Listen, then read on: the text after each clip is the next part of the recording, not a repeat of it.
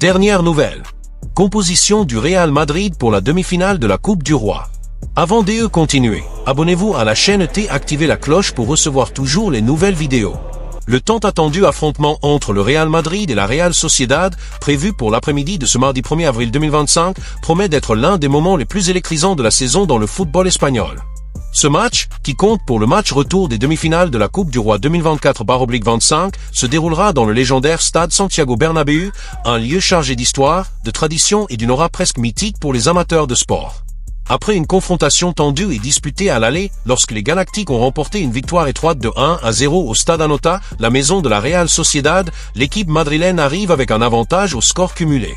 Le but solitaire marqué à l'extérieur donne au Real Madrid une position confortable, mais non définitive, car l'équipe de San Sebastián, connue sous le nom de l'Ostxuri-Urdin, a démontré tout au long de la saison qu'elle est capable de surprendre même les adversaires les plus puissants. Ce duel porte une charge dramatique particulière, car il s'agit d'une demi-finale de coupe, où chaque détail peut déterminer le destin des équipes. Le Real Madrid, un club habitué aux grandes victoires et aux décisions importantes, sait qu'il ne doit pas sous-estimer son adversaire, surtout dans un tournoi comme la Coupe du Roi, qui a déjà vu des exploits historiques au fil des années. La victoire à l'aller, bien que d'une marge minimale, reflète l'efficacité d'une équipe qui, même confrontée à des défis tels que des absences et des fluctuations, conserve son ADN compétitif. Le but marqué à Anoeta peut être le fruit d'une action géniale d'une de ses stars ou d'un coup de pied arrêté bien travaillé par Carlo Ancelotti, offre aux Merengues la possibilité de jouer avec une certaine tranquillité, mais sans marge de relâchement. Après tout, un seul but de la Real Sociedad suffirait à égaler le score cumulé, entraînant une situation d'imprévisibilité qui pourrait inclure des prolongations ou même une décision au tir au but. De l'autre côté, la Real Sociedad entre sur le terrain avec la mission de faire sembler l'impossible possible. L'équipe basque, qui s'est consolidée comme une force respectable dans le football espagnol ces dernières années, n'arrive pas au Bernabéu juste pour faire de la figuration. Sous la direction de Imanol Alguacil, les Txuri-Urdins promettent de se battre bec et ongles pour renverser l'infériorité et atteindre la finale de la compétition. La défaite à domicile lors du match aller a été un coup dur, mais pas définitif, et l'histoire du football regorge d'exemples d'équipes qui ont réussi des renversements improbables dans des situations similaires. La stratégie de la Real Sociedad devrait passer par une défense solide pour contenir l'attaque écrasante du Real Madrid, alliée à une posture offensive audacieuse, exploitant les contre-attaques ou d'éventuelles erreurs de la défense adverse qui sera privée de joueurs importants. Le Santiago Bernabéu, en soi, ajoute une touche supplémentaire à ce affrontement. Le stade, qui a subi des rénovations récentes et affiche maintenant un aspect encore plus imposant, sera le creuset où les supporters merengues tenteront de pousser leur équipe vers la victoire. L'atmosphère créée par des milliers de fans vêtus de blanc, avec des chants assourdissants et une énergie contagieuse, est un facteur qui pèse souvent en faveur du Real Madrid dans les matchs décisifs. Pour la Real Sociedad, le défi ne sera pas seulement technique et tactique, mais aussi psychologique, résister à la pression de jouer dans l'un des temples du football mondial contre un adversaire qui rarement fléchit à domicile. Cependant, les Basques ont déjà montré à d'autres occasions qu'ils ne se laissent pas facilement intimider et une performance inspirée pourrait transformer le rêve de la qualification en réalité. Ainsi, ce qui se profile pour ce mardi est un affrontement qui réunit tous les éléments d'un grand spectacle, rivalité, talent individuel, stratégies tactiques opposées et l'imprévisibilité typique d'une demi-finale de coupe. Le Real Madrid cherchera à utiliser son expérience et le poids de son maillot pour sceller sa place en finale, tandis que la Real Sociedad misera sur sa détermination et son organisation pour tenter d'écrire un nouveau chapitre héroïque dans son histoire. Indépendamment du résultat, le duel au Bernabéu promet de rester dans la mémoire des supporters comme une bataille digne de la grandeur de la Coupe du Roi 2024/25. Carlo Ancelotti, l'expérimenté entraîneur italien à la tête des Galactiques, devra gérer une série d'absences qui testent la profondeur de l'effectif et sa capacité d'adaptation tactique à un moment crucial de la compétition. Actuellement, au moins 5 joueurs sont confirmés absents pour la confrontation au Santiago Bernabéu: Dani Carvajal, Eder Militao, Jesús Vallejo, Ferland Mendy et Dani Ceballos.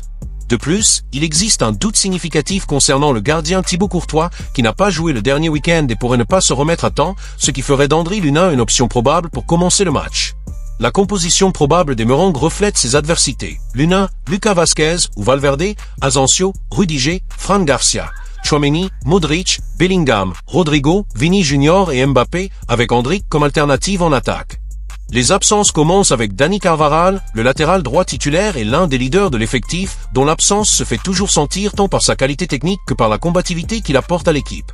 Carvajal, qui se distingue souvent dans les grands matchs par sa solidité défensive et son soutien à l'attaque, a été confronté à des problèmes physiques récurrents cette saison, ce qui le met hors jeu pour cette demi-finale. Son absence ouvre la porte à Lucas Vázquez, un joueur polyvalent et fiable, mais qui n'a pas le même impact offensif ni la même constance défensive que le titulaire. Une autre perte significative est celle d'Éder Militão, défenseur central qui forme une paire presque impénétrable avec Antonio Rudiger lorsqu'il est en pleine forme.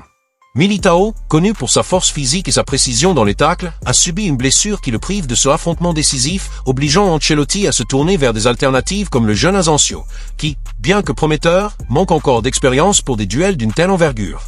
La situation en défense ne s'améliore pas avec les absences de Jesús Vallejo et Ferland Mendy. Vallejo, généralement une option de banc, aurait pu être utile à un moment comme celui-ci, mais il est également au département médical, réduisant encore plus les options d'Ancelotti dans le secteur défensif. Mendy, quant à lui, est un autre titulaire qui manque. Le latéral gauche français est essentiel pour l'équilibre qu'il apporte sur le flanc, avec sa capacité à marquer et à avancer avec assurance. Sans lui, Fran Garcia devra prendre la position, apportant plus de vitesse, mais moins de robustesse défensive, ce qui pourrait être un point exploité par la Real Sociedad. Au milieu de terrain, l'absence de Dani Ceballos est un autre coup dur. Bien qu'il ne soit pas un titulaire indiscutable. Ceballos est un joueur qui ajoute de la créativité et du contrôle au secteur, des caractéristiques qui pourraient être utiles contre un adversaire organisé comme les Texuri Urdain. Son absence force Ancelotti à dépendre de vétérans comme Luka Modric, qui, à 39 ans, continue de livrer des performances de haut niveau mais n'a plus la même résistance physique qu'autrefois. Le doute concernant Thibaut Courtois ajoute un élément supplémentaire d'incertitude. Le gardien belge, considéré comme l'un des meilleurs du monde à son poste, est une pièce clé du système défensif du Real Madrid, avec ses arrêts miraculeux et sa présence imposante sous les buts. Son absence le week-end dernier a déjà suscité des inquiétudes parmi les supporters, et le fait qu'il soit incertain pour ce match augmente la tension. S'il n'est pas apte, André Lunin, qui s'est montré un remplaçant compétent, prendra les cages. Lunin a déjà démontré ses capacités dans des matchs précédents, mais la pression d'une demi-finale au Bernabéu contre une équipe dangereuse comme la Real Sociedad est un baptême du feu pour l'Ukrainien. La décision sur le gardien sera l'un des points les plus suivis jusqu'au coup d'envoi, car la sécurité dans les buts pourrait être déterminante dans un match qui promet d'être équilibré. Ces absences et ces doutes reflètent un moment de fragilité dans l'effectif du Real Madrid, quelque chose qui contraste avec l'image d'un club toujours dominant. Ancelotti, cependant, est connu pour sa capacité à surmonter les adversités, ajustant l'équipe avec des solutions créatives comme utiliser Federico Valverde en latéral ou miser sur des jeunes comme Asensio et Endrick. Les supporters espèrent que l'éclat des stars restantes, comme Vini Junior, Mbappé et Bellingham, compensera les lacunes laissées par les blessés.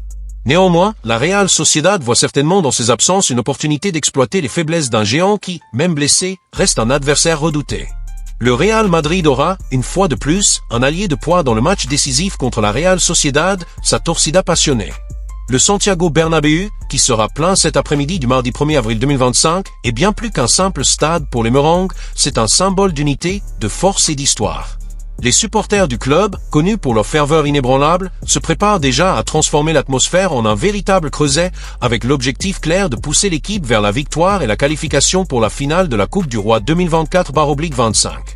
On s'attend à ce qu'environ 80 000 voix résonnent dans les gradins, entonnant des chants traditionnels comme à la Madrid et créant une atmosphère qui devient souvent un différenciateur dans des matchs d'une telle importance.